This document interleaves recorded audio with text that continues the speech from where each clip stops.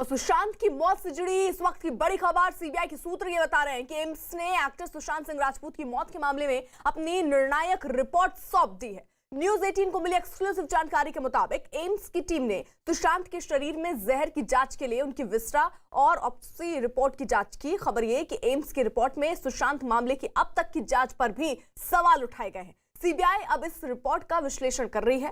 CBI अब इस report को अपने पास पहले से मौजूद सबूतों के साथ मिलान भी करेगी और इस रिपोर्ट को देखने के बाद ही सीबीआई सुशांत केस में अपना अंतिम फैसला लेगी और इसी के बाद तय होगा कि सुशांत सिंह राजपूत ने आत्महत्या की थी या फिर उनकी हत्या की गई थी। सीबीआई पहले ही साफ कर चुकी है कि वो सीबीआई केस की हर एंगल से जांच कर रही है। इससे पहले सुशांत सिंह मौत मामले की जांच कर रही सीबीआई ने इस केस में हत्या के पहलू को खारिज कर किए जाने से इनकार किया। न्यूज 18 को मिली एक्सक्लूसिव जानकारी के मुताबिक सुशांत सिंह मौत मामले में सभी पहलुओं को ध्यान में रखते हुए सीबीआई अपनी जांच कर रही है और एक बयान जारी कर सीबीआई ने यह भी साफ कर दिया कि फिलहाल इस मामले में हत्या के पहलू को खारिज नहीं किया गया। हालांकि इससे पहले सुशांत के पिता के वकील विकास सिंह और महाराष्ट्र के गृह मंत्री अनिल देशमुख ने सीबीआई जांच की गति पर चिंता जताते हुए सवाल उठाए थे, जिसके बाद सीबीआई ने बयान जारी कर साफ किया कि उसकी जांच सही गति से और सही दिशा में आगे बढ़ रही है। यानी अब जो नजर है वो इस बात पर कि सीबीआई का आखिरी फैसला, क्या रिपोर्ट सीबीआई देती है अपनी जांच के बाद की। फिलहाल जो रिपोर्ट सामने आ रही है उसमें कई चीजें हैं जो अभी तक दिखने शुरू हो गई हैं। हालांकि महाराष्ट्र के गृह मंत्री अनिल देशमुख ने सीबीआई जांच की गति पर चिंता जताते हुए अभी सवाल भी उठाए थे कि आखिरकार सीबीआई की जांच अभी तक कहां पहुंची है और उसी के बाद सीबीआई ने ये फिलहाल बयान जारी कर साफ किया कि उनकी जांच सही गति से और सही दिशा में आगे बढ़ रही है और जल्द ही इस बात का खुलासा हो जाएगा कि सुशांत सिंह राजपूत ने उनकी हत्या हुई है या फिर उन्होंने आत्महत्या की है। ये एम्स की रिपोर्ट सीबीआई को मिल चुकी है। फिलहाल सीबीआई ने भी, क्योंकि सुशांत के घर पर भी, बांद्रा का जो घर है, सीबीआई पहुंची थी, वहां पर भी जांच पड़ताल की गई। जो जांच में बातें सामने आई और जो एम्स की रिपोर्ट जो सामने आई, उन दोनों का मिलान फिलहाल सीबीआई की तरफ से किया जाएगा और उसके बाद ही एक अंतिम निष्कर्ष पर सीबीआई दरअसल पहुंचेगी और उसी के बाद ये खुलासा हो पाएगा कि दरअसल ये मिस्ट्री जो बनी हुई थी सुशांत की मौत को लेकर वो आखिरकार क्या है, उसी की इसका खुलासा हो जाएगा। हालांकि रिपोर्ट के आधार पर अब आगे की चीजें सीबीआई को करनी है। शरीर में जहर का पता करने के लिए भी जांच की गई थी। सुशांत की ऑप्सी रिपोर्ट भी उसकी भी जांच की गई थी। हमारे साथ कुछ खास सहयोगी इस वक्त जुड़ रहे हैं। मुंबई से विवेक गुप्ता हमारे साथ है, साथ ही साथ आनंद तिवारी एनसीबी गेस्ट हाउस के बाहर इस वक्त मौजूद है। दिवाकर सिंह हाईकोर्ट से इस वक्त हमारे साथ है। सबसे पहले रुख मैं जल्दी से विवेक का कर लेती हूँ। विवेक, क्या जानकारी, अगर आवाज आप तक पहुंच रही हो विवेक, तो क्या जानकारी मिल रही है? ये रिपोर्ट कब तक आ सकती है और कब तक ये स्पष्ट हो सकता है? क्योंकि देश अब ये जानना चाहता है कि आखिरकार कब तक क्लियर होगा कि सुशांत ने आत्महत्या की या उनकी हत्या हुई।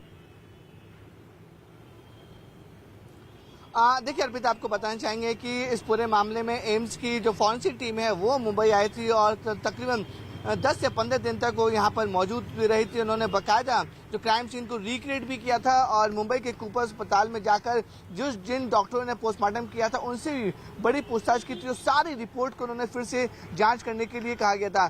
तो सुशांत की जो बॉडी से जो विसरा मिला था उसकी भी जांच की गई, लेकिन जिस तरह से मुंबई पुलिस की जांच में भी ये पता चला कि विसरा में कोई भी जहर सुशांत की बॉडी में नहीं पाया गया था। वही चीज सीबीआई भी बोल रही है कि उसकी बॉडी में कोई जहर नहीं पाया गया था। लेकिन सबसे बड़ा सवाल सीबीआई अब ये खड़ा कर रही है कि अस्पताल के जो लोगों ने सुशांत की बॉडी का यूरिन सैंपल क्यों नहीं लिया। अपने आप में ये काफी बड़ा सवाल है कि जब भी कोई हाई प्रोफाइल मामला आता है तो सारे सैंपल्स जो बॉडी से कलेक्ट किए जाते हैं, लेकिन जो अस्पताल के जो सूत्र हैं वो बता रहे हैं कि उन्होंने लंग्स, किडनी और स्टमक बॉक्स सारी चीजें ली हुई थी, जिससे साफ जाहिर हो जाता है कि ये हत्या था या फिर आत्महत्या। लेकिन इस पूरे मामले में यूरिन सैंपल नहीं लिए गए थे, इसी को लेकर अब सवाल खड़े हो रहे हैं। लेकिन जानकारों का मानना है कि ये जो सैंपल्स लिए जाते हैं वो डिपेंड करते हैं कि बॉडी किस हालात में है, केस कौन सा है, उसको लेकर डिपेंड होते हैं। और जो जानकार कहते हैं कि यूरिन सैंपल इतना लेना अनिवार्य भी नहीं है, लेकिन इस पूरे मामले एम्स के जो लोग हैं वो सवाल उठा रहे हैं कि आखिरकार यूरिन सैंपल सुशांत का क्यों नहीं लिया गया था। जो सैंपल्स उन्हें मिले हैं, जो सीबीआई को मिले हैं, उससे साफ जाहिर हो रहा है कि जो विस्तार रिपोर्ट्स हैं और जो विस्तार सैंपल्स हैं, जो स्टमक वॉश है, उससे साफ जाहिर हो रहा है कि बॉडी में, सुशांत की बॉडी में कोई भी जहर नहीं मिला था। बाकी की जो रिपोर्ट है, इंटरनल रिपोर्ट एम्स के फॉरेंसिक टीम ने, जो उसको सुधीर गुप्ता हेड कर रहे थे, उन्होंने पूरी मेडिकल रिपोर्ट सीबीआई को दे दी है और उसमें दिखा भी गया था कि सीबीआई तय करेगी कि इस पूरे मामले में सुशांत की जो जांच है वो होमिसाइड एंगल में जांच होनी है या फिर सुसाइड एंगल में। अब रिपोर्ट तय करेगी और रिपोर्ट में जो रिपोर्ट तय करेगी। लेकिन देखिए आनंद, यहाँ पर यूरिन सैंपल क्यों नहीं लिया गया, ये सवाल भी उठ रहा है और ये कहा जा रहा है ये बहुत अनिवार्य नहीं है। लेकिन अनिवार्य तो ये जरूर था कि उसमें डेथ का टाइम क्या था वो मेंशन करना चाहिए, और वो मेंशन नहीं था, जिस पर भी सवाल उठ रहे थे। आनंद जी देखिए अर्पिता, जिस तरह से सुशांत सिंह राजपूत की रहस्यमय तरीके से मौत हुई, जो कूपर हॉस्पिटल था और जो मुंबई पुलिस थी वो लगातार सवालों के घेरे में थी कि जो पोस्टमार्टम है वो ठीक से नहीं किया गया है, बिसरा के जो सैंपल है वो पूरी तरह से नहीं लिए गए थे। और इसी को लेके जिस तरह से जो सीबीआई की सीएफएसएल और एम्स अपनी अलग अलग रिपोर्ट तैयार कर रहे थे, कल जिस तरह से एक अहम मीटिंग हुई, सुधीर गुप्ता जो इस पूरे मामले में लीड कर रहे हैं फॉरेंसिक विभाग को एम्स की तरफ से, और कई हाई प्रोफाइल मामलों को वो डील कर चुके हैं, चाहे सुनंदा पुष्कर का मामला हो, उन्होंने जो अपनी फाइंडिंग अब तक की है उसमें अब तक इनिशियली आ रहा है कि जहर नहीं था, लेकिन अभी तक उन्होंने किसी को क्लीन चिट नहीं दी है। पूरे मामले को रूल आउट किया जा रहा है। अभी एक पैनल बनेगा, ये पैनल डिसाइड करेगा कि आगे इस पूरे मामले में किस तरह की कार्रवाई करना है। यानी अभी अर्पिता ये संशय बना हुआ है कि सुशांत सिंह राजपूत की कथित मौत एक आत्महत्या थी या एक हत्या थी, ये एक हादसा था या एक साजिश थी। इन तमाम एंगल पे अभी तक जो है वो सीबीआई काम कर रही है, लेकिन अब सीबीआई बहुत जल्द उस खुलासे को भी कर सकती है, उस नतीजे तक पहुंच सकती है कि उससे एक निष्कर्ष पे ला जाए कि सुशांत सिंह राजपूत की मौत आखिर क्या थी। क्योंकि ना केवल पूरी दुनिया बल्कि सुशांत का परिवार भी ये आस लगाए है कि सीबीआई निष्पक्ष जांच करेगी। बिल्कुल देखिए बहुत जल्द इसका फैसला, और जो इंतजार लोग, अब जो फैंस थे सुशांत के, जानना चाह रहे थे कि दरअसल क्या वजह थी, ये मिस्ट्री क्या है, वो बहुत जल्द ऐसी उम्मीद जताई जा रही कि सुलझ जाएगी। आप सब रहिए हमारे साथ। इस बीच एम्स ने मुंबई पुलिस और बीएमसी अस्पताल को घेरा और सुशांत के यूरिन का सैंपल नहीं लिए जाने पर सवाल खड़े किए। सुशांत की मौत के बाद मुंबई पुलिस और बीएमसी अस्पताल ने उनका यूरिन सैंपल नहीं लिया था, जबकि यूरिन सैंपल से ही शरीर में ड्रग्स होने का पता चलता है। इस पर मुंबई पुलिस का कहना है कि ज्यादातर मामलों में यूरिन सैंपल नहीं लिए जाते हैं, और ये कहना दरअसल पुलिस का है। मुंबई पुलिस ये कह रही है कि ज्यादातर मामलों में यूरिन सैंपल नहीं लिए जाते। विवेक, बिल्कुल सही कल्पिता, आपने देखिए इस पे जो अस्पताल के जो लोग हैं उनका साथ पर कहना है कि ज़्यादातर जो मामले होते हैं उसमें यूरिन सैंपल नहीं लिए जाते हैं, क्योंकि स्टमक वॉश ये काफ़ी इंपॉर्टेंट होता है। स्टमक वॉश मतलब जो पेट के अंदर जो चीज़ें होती हैं, जो खाने पीने के सामान होते हैं, उसको निकाल कर जाँच की जाती है कि जिस व्यक्ति ने सुसाइड किया या फिर उनकी हत्या हुई है, स्टमक वॉश में साफ पता चलता है कि उसको जहर दिया गया था या नहीं दिया गया था। सुशांत सिंह मामले में भी जो अस्पताल है वो बोले कि उन्होंने सारे प्रोटोकॉल को फॉलो किया है, और स्टमक वॉश, किडनी और लंग्स, ये तीन चीज इंपॉर्टेंट होती है, इनके सैंपल उन्होंने साफ तौर पे लिए गए हैं, लेकिन यूरिन सैंपल नहीं लिया गया। यूरिन सैंपल इसलिए सवाल खड़े कर रही है सीबीआई, क्योंकि जो एम्स के जो फॉरेंसिक टीम है उनका कहना है कि अगर सुशांत ने कोई नशीला पदार्थ लिया था या फिर ड्रग्स या कोई से कुछ दिया गया था, तो यूरिन सैंपल में एग्जैक्ट अमाउंट पता चलती है कि आखिरकार उसने किस मात्रा में ये लिया है। ब्लड सैंपल में एग्जैक्ट मात्रा नहीं पता चलती है। इसी को लेकर अब सवाल खड़े हो रहे हैं कि यूरिन सैंपल अस्पताल ने क्यों नहीं लिया।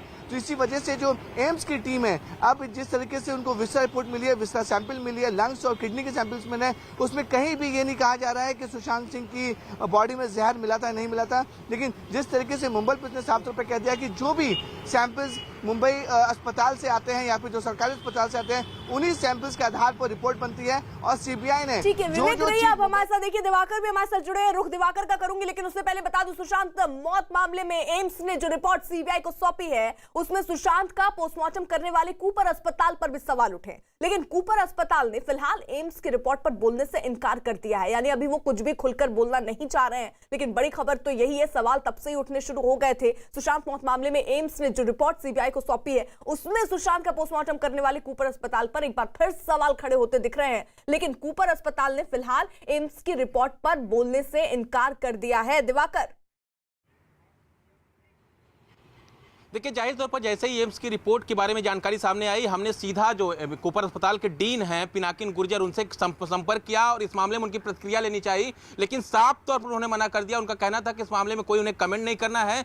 एम्स की जो मेडिकल टीम है वो जब मुंबई आएगी, उनसे मिलेगी, तब उनके सवालों का जवाब वो देंगे। लेकिन एक जानकारी, जब इस पूरे मामले में सीबीआई की एंट्री हुई थी, तभी से ही जो है कूपर अस्पताल पर सवाल खड़े होने लगे थे। सीबीआई की टीम हर दूसरे दिन कूपर अस्पताल जाती थी, पोस्टमार्टम करने वाले डॉक्टरों से सवाल करती थी, वहां जहां पर पोस्टमार्टम हुआ था उसका वो जायजा लेती थी, उसके बाद फिर टीम वापस आती थी। इतना ही नहीं, जब सीबीआई की टीम और मेडिकल टीम जो थी एम्स की, ये डीआरडीओ गेस्ट हाउस पहुंचे थे, उस समय कूपर अस्पताल की जो पोस्टमार्टम करने वाली टीम है सुशांत सिंह राजपूत की और डीन, सबको वहां पर बुलाया गया था, उनसे पूछताछ भी की गई थी। विवेक के पास कोई अपडेट है, जल्दी से अपडेट ले लेते हैं विवेक।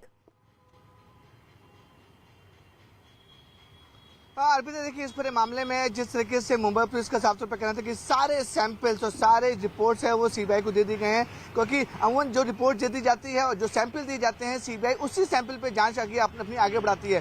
जो विसरा सैंपल सीबीआई ले गई थी उस सैंपल में भी साफ तौर पर ये हो चुका है कि सुशांत को कोई जहर उसके शरीर में नहीं था। लेकिन जिस तरह हमने बार बार कह रहे कि जिस तरह से सीबीआई की जो फॉरेंसिक टीम थी, जो एम्स की फॉरेंसिक टीम थी, सुधीर गुप्ता जिसको लीड कर रहे थे, उन्होंने सवाल किए थे कि यूरिन सैंपल क्यों नहीं लिया, क्योंकि urine sample he exact amount of drugs बता सकता था। अगर सुशांत ने ड्रग्स लिया था या कोई नशीला पदार्थ लिया था तो यूरिन सैंपल में वो जरूर आता, ब्लड सैंपल में उतना एग्जैक्ट अमाउंट नहीं आता है। लेकिन इस पूरे मामले में जो अस्पताल के अधिकारी, जो अस्पताल के डॉक्टर, उनका सीधे साफ तौर पर कहना है कि ये अनिवार्य नहीं होता है कि यूरिन सैंपल लें, लेकिन रूल बुक के हिसाब से सारे सैंपल लेने की जरूरत है। ये डॉक्टर तय करते हैं कि यूरिन सैंपल लेना है या नहीं लेना है, ये मुंबई पुलिस या पुलिस तय नहीं करती है। जो डॉक्टर सैंपल, रुकिए मैं आपको रोक रही हूँ आनंद, एक बड़ा सवाल तो यहाँ ये भी कि विस्टा की क्वालिटी पर भी सवाल उठ रहे हैं, ये भी खबरें आ रही हैं।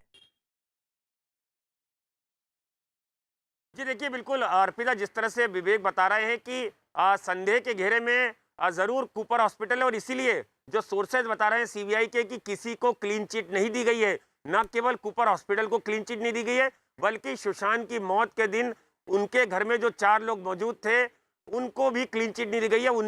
उनको लेके एक अलग रिपोर्ट तैयार की है सीबीआई ने, जिसको जो पूरी फाइनल रिपोर्ट है उसके साथ मैच कराया जाएगा।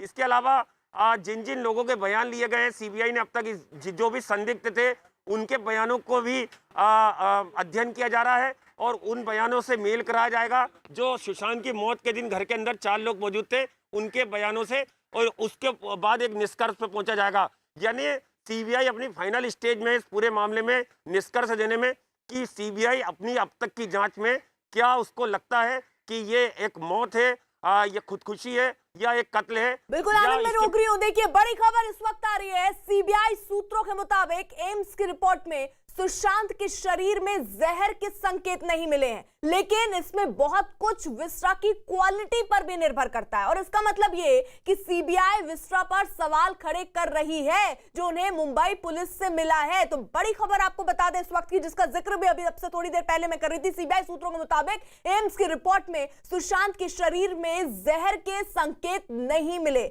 लेकिन इसमें बहुत कुछ विस्टा की क्वालिटी पर निर्भर करता है। और इसका मतलब ये कि सीबीआई विस्टा पर सवाल खड़े कर रही है जो उन्हें मुंबई पुलिस से मिला। नीतीश, देखिए जो सीबीआई के सोर्सेज हैं, कल एम्स की मेडिकल टीम ने सीएफएसएल, जो सेंट्रल फॉरेंसिक लेबोरेटरी है सीबीआई की अपनी फॉरेंसिक लैब, उसके लोगों के साथ मिलकर और जो टीम के हेड कर रहे हैं मनोज शशिधर और दो और ऑफिसर जो आईपीएस ऑफिसर्स हैं, उनके साथ मिलकर डिस्कस किया था। और उसके बाद ये बताया गया कि इस एम्स की तरफ से ये ब्रीफ किया गया 4 डॉक्टरों की टीम ने कि इसमें जो फॉरेंसिक की जो क्वालिटी थी, जो विसरा रिपोर्ट, जो विसरा जो कलेक्ट किया गया था, 20% विसरा, 80% विसरा जो मुंबई पुलिस ने इन्वेस्टिगेशन के दौरान इस्तेमाल किया था, उसकी जांच को में इस्तेमाल किया था, 20% जो विसरा का सैंपल था वो एम्स को दिया गया था।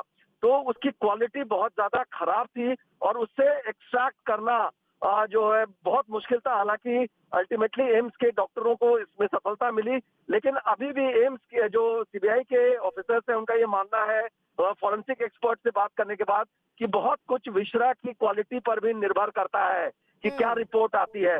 तो जाहिर तौर पे विसरा के क्वालिटी, जो सैंपल की क्वालिटी थी, उस पर सवाल खड़े हो रहे हैं। इसके अलावा सीबीआई उस चीज पर भी काम कर रही है, लिगेचर मार्क जो बताया गया था, लिगेचर मार्क पर बहुत ज्यादा फोकस है सीबीआई के अधिकारियों का।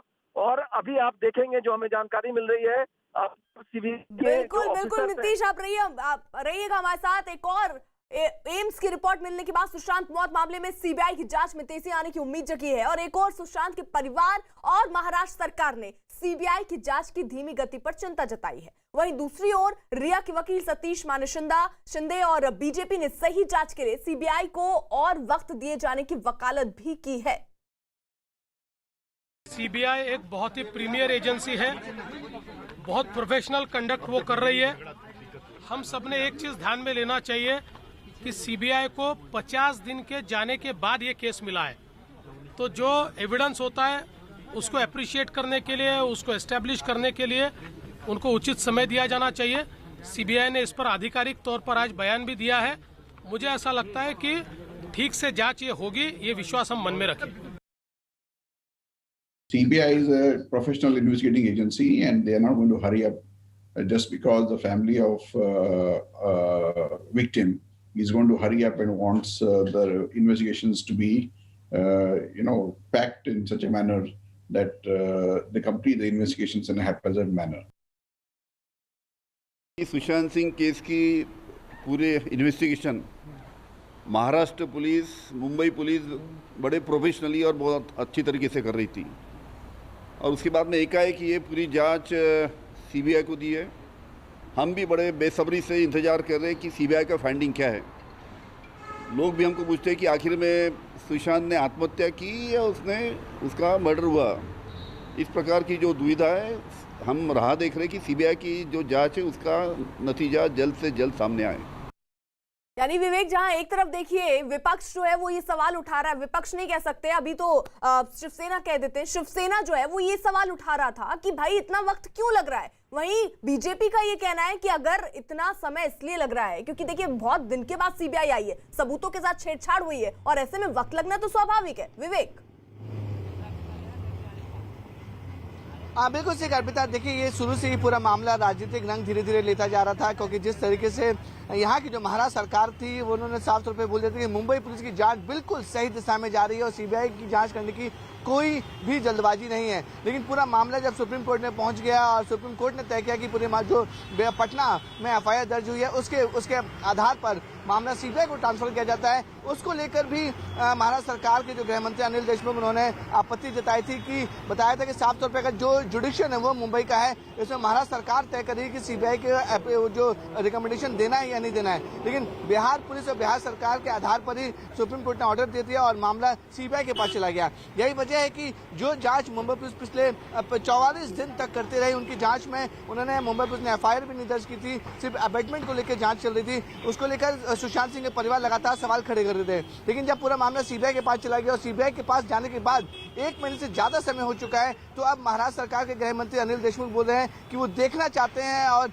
ये कि सीबीआई की 1.5 महीने की जांच में क्या निकला है, क्या मुंबई पुलिस गलत दिशा में जांच कर रही थी, क्या सीबीआई सही दिशा में जांच कर रही है। इसको लेकर अब राजनीति शुरू हो चुकी है, क्योंकि अनिल देशमुख ने साफ तौर पर कह दिया कि सीबीआई की भी रिपोर्ट का और सीबीआई की जांच का इंतजार कर रहे हैं। ठीक है विवेक, रहिए आप हमारे साथ। यानी एक और एम्स की रिपोर्ट मिलने के बाद सुशांत मौत मामले में सीबीआई की जांच में तेजी आने की उम्मीद जगी है। एक और सुशांत के परिवार और महाराष्ट्र सरकार भी अब जो है वो चाह रही है कि जल्द से जल्द जो भी अभी रिजल्ट निकला है सीबीआई की तरफ से उसको सामने रखा जाए। वहीं ड्रग्स केस में रिया चक्रवर्ती और उनके भाई शौविक समेत 5 आरोपियों की जमानत याचिका पर अब से कुछ देर में बॉम्बे हाई कोर्ट में सुनवाई होनी है। रिया और शौविक के अलावा जिन आरोपियों की जमानत पर सुनवाई होगी उनमें सुशांत के मैनेजर रहे सैमुअल मिरांडा, दीपेश सावंत और बासित परिहार शामिल है। न्यूज 18 को मिली एक्सक्लूसिव जानकारी के मुताबिक सुनवाई से पहले एनसीबी ने एक हलफनामा दायर कर सभी आरोपियों की जमानत का विरोध किया।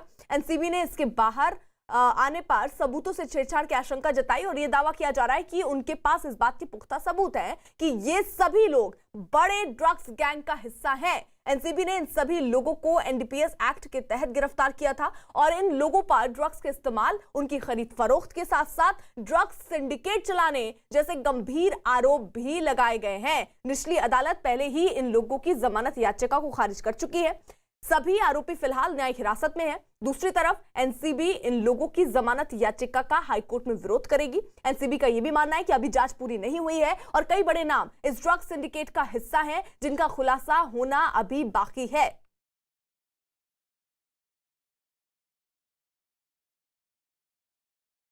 इस वक्त हाई कोर्ट के ठीक सामने मौजूद हूँ।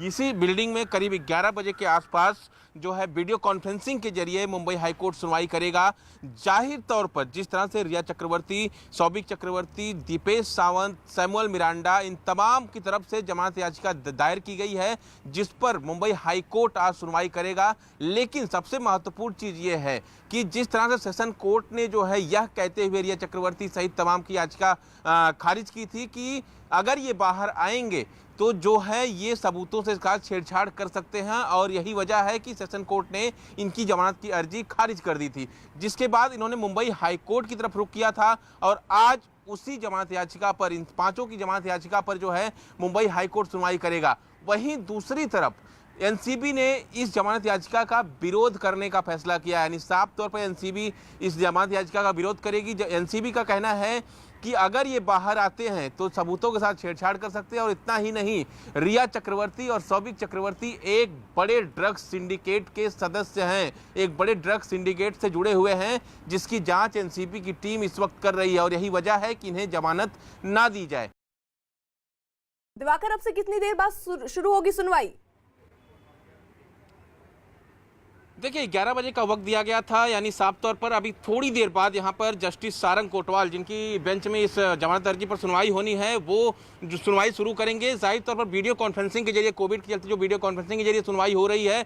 महत्वपूर्ण चीज़ ये कि जो अब तक की सुनवाई हुई थी इस याचिका पर, जो रिया चक्रवर्ती के वकील हैं सतीश माने सिंधे, उन्होंने साफ तौर पर यह पक्ष रखा था, ये दलील दी थी कि अगर सुप्रीम कोर्ट ने आदेश दिया है कि सीबीआई इस पूरे केस की जाँच करेगी, सुशांत सिंह का जो मामला है उस केस की जाँच करेगी, तो एनसीबी का कोई लुकआउट ही नहीं बनता है, इसलिए एनसीबी जांच ना करे। सीबीआई और ईडी की टीम अगर जांच कर रही है तो वही दोनों को जांच करनी चाहिए, इसलिए एनसीबी की जो जांच है वो कहीं ना कहीं गैर कानूनी है। लेकिन सबसे महत्वपूर्ण चीज ये है कि एनसीबी ने साफ तौर पर यह कह दिया है कि रिया चक्रवर्ती एक अहम कड़ी है इस पूरे केस की, खासकर ड्रग कनेक्शन में। उन्हीं से पूछताछ के बाद जो ड्रग्स कनेक्शन का दायरा है, जो बॉलीवुड ड्रग कनेक्शन का नेक्सस है, वो काफी ज्यादा आगे बढ़ गया है। कई बॉलीवुड सेलिब्रिटीज उसकी चपेट में आ गए हैं और उनसे पूछताछ एनसीबी की चल रही है। इसलिए साफ तौर पर जो ड्रग सिंडिकेट है, जिसके जानकारी मिली है एनसीबी सूत्रों से कि उसके सदस्य हैं, उनके संपर्क में रिया चक्रवर्ती और सौबिक चक्रवर्ती, इसलिए इन्हें जमानत ना दी जाए, वरना जो गवाह हैं उन्हें प्रभावित कर सकते हैं। आप हमारे साथ। वहीं ड्रग्स केस में एनसीबी के हवाले से न्यूज 18 इंडिया के पास बेहद चौंकाने वाली खबर आ रही है,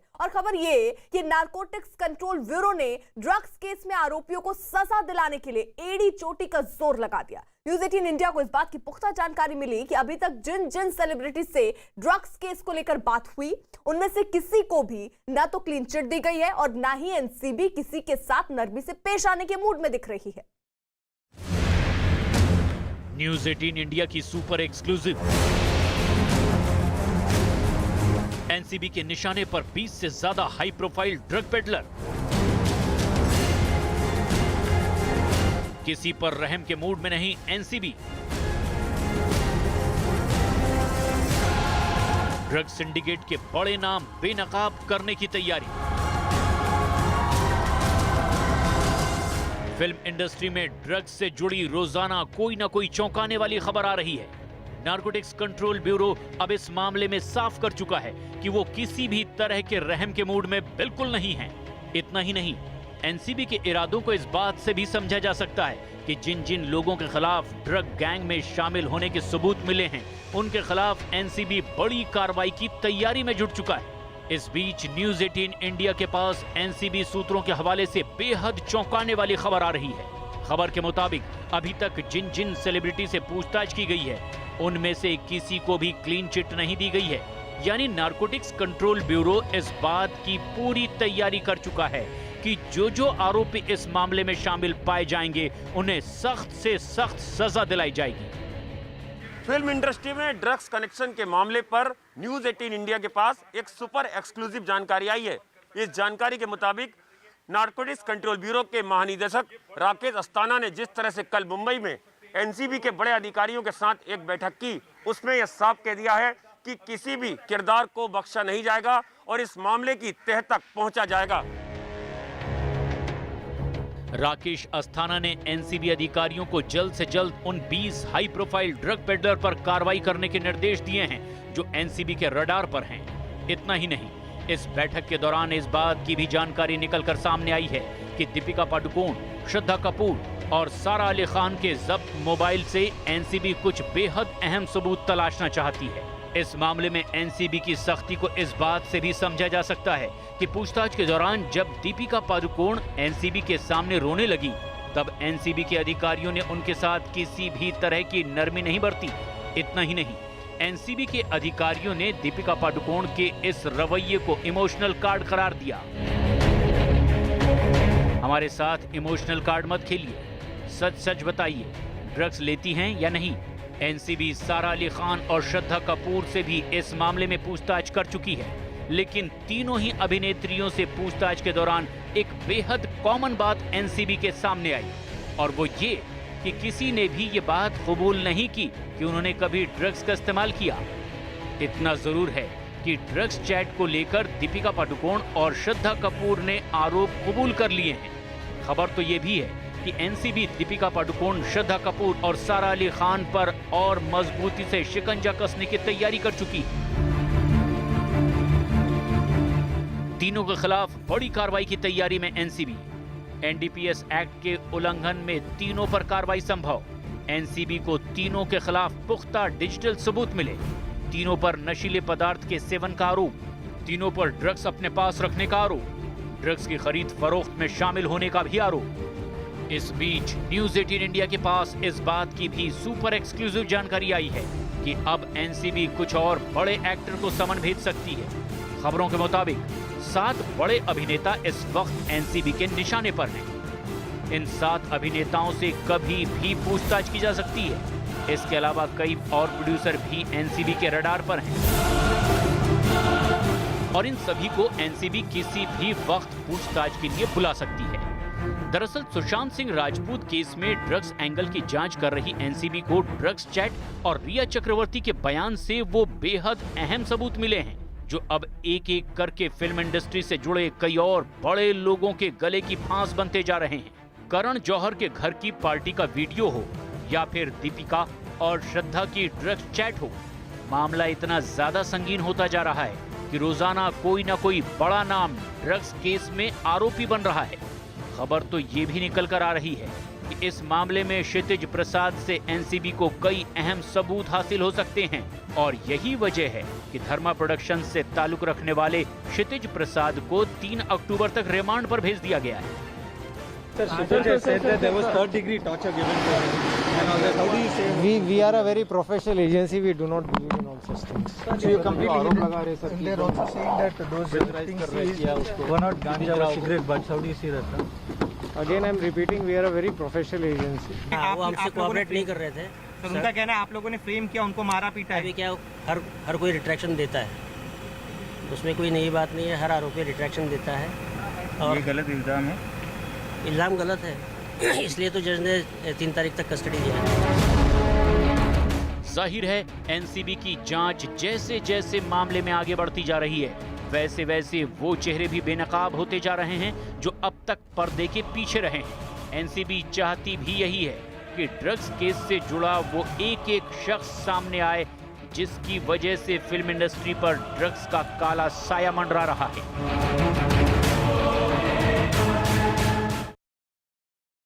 सुशांत केस की जांच से जुड़े हर पहलू की पूरी खबर देखिए news18india.com पर।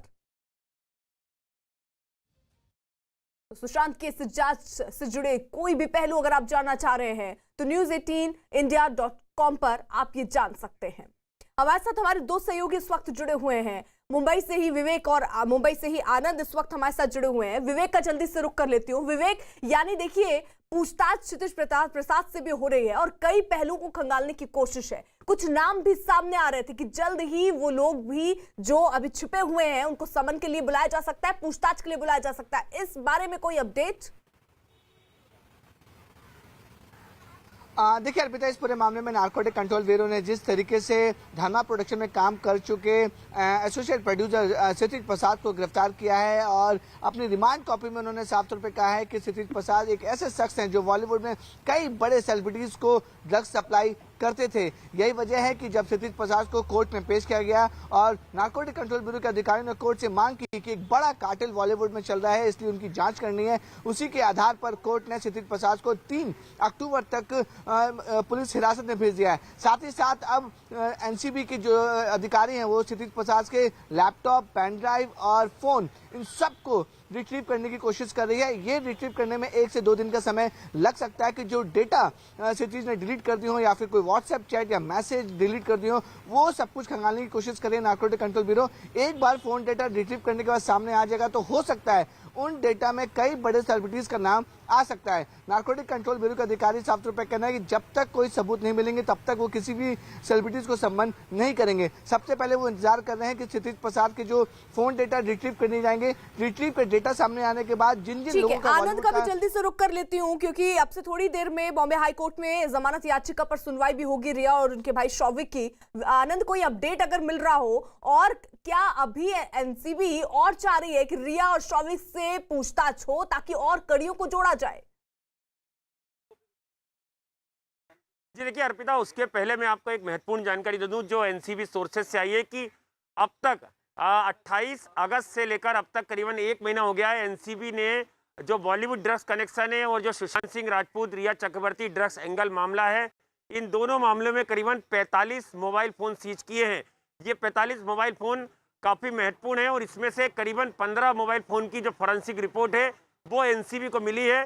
तो ये मोबाइल फ़ोन जो है ये कई राज उगल रहे हैं और इन्हीं मोबाइल फ़ोन की forensic report, WhatsApp chat, SMS, call detail के आधार पर ही कई और जो अभिनेत्रियां हैं वो रडार पे आई थी और उसके बाद उनसे पूछताछ शुरू हुई थी। क्षितिज प्रसाद भी उसी का हिस्सा थे और उसको लेकर ठीक है आनंद, मैं रोक रही हूँ आपको। देखिए दिवाकर का रुख कर लेती हूँ। दिवाकर, 11 बजे का वक्त था जब सुनवाई शुरू होनी थी, हो गई शुरू सुनवाई?